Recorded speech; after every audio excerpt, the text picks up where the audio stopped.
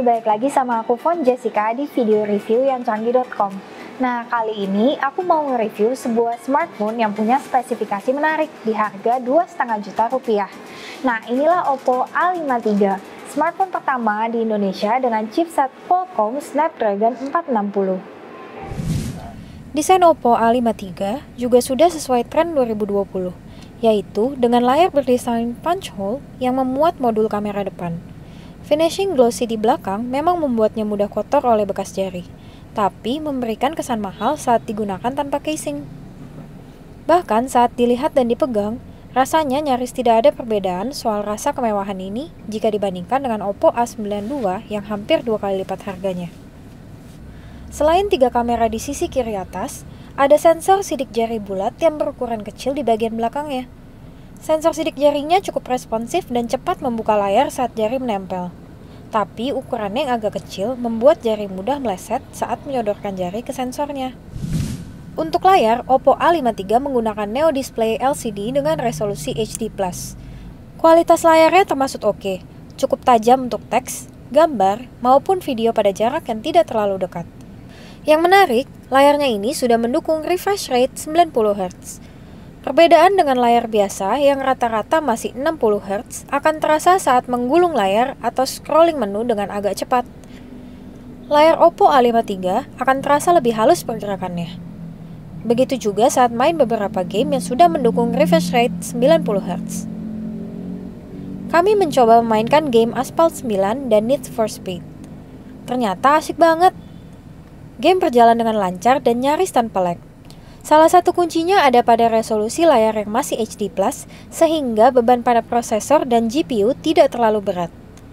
Ada perbedaan yang cukup terasa saat bermain di setting layar 90 Hz. Pergerakan menjadi lebih halus dan lebih enak di mata. Hanya saja, tidak semua game atau aplikasi akan mampu mendapatkan manfaat dari layar 90 Hz ini. Bicara soal performa saat main game, Oppo A53 dengan chipset Qualcomm Snapdragon 460 ini ternyata cukup mengejutkan. Performanya saat main game cukup imbang dengan chipset Snapdragon 636 yang digemari tahun lalu. Tapi dengan satu kelebihan, chipset yang baru ini lebih irit daya. Pengujian baterai dengan PCMark menorehkan angka di atas 19 jam. Namun, jika digunakan untuk memutar video secara terus-menerus, baterai 5000 mAh-nya akan bertahan sekitar 14 jam. Cukup tahan kan? Pengisian baterainya juga lumayan cepat, dengan charger 18 watt yang diberikan. Memang belum ada teknologi VOOC, tapi setidaknya Oppo A53 bisa diisi penuh dalam waktu sekitar 2 jam. Beralih ke kamera, kemampuan fotografi dan videografi Oppo A53 masih di bawah A52. Tercatat ada 3 kamera belakang, yaitu kamera utama 13 megapiksel, serta kamera makro dan kamera pengukur kedalaman 2 megapiksel.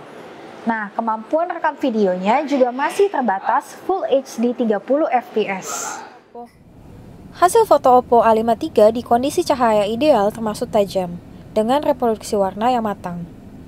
Mode portrait juga cukup rapi, sekali lagi jika dalam kondisi cahaya ideal. Namun, beralih ke malam hari atau kondisi minim cahaya, hasil fotonya juga ikut menurun. Hasil foto pada mode auto atau portrait cenderung kabur dan penuh noise. Tidak ada night mode yang dapat menjadi penyelamat, tapi masih ada expert mode yang bisa membantu memotret di kondisi gelap dengan hasil lumayan.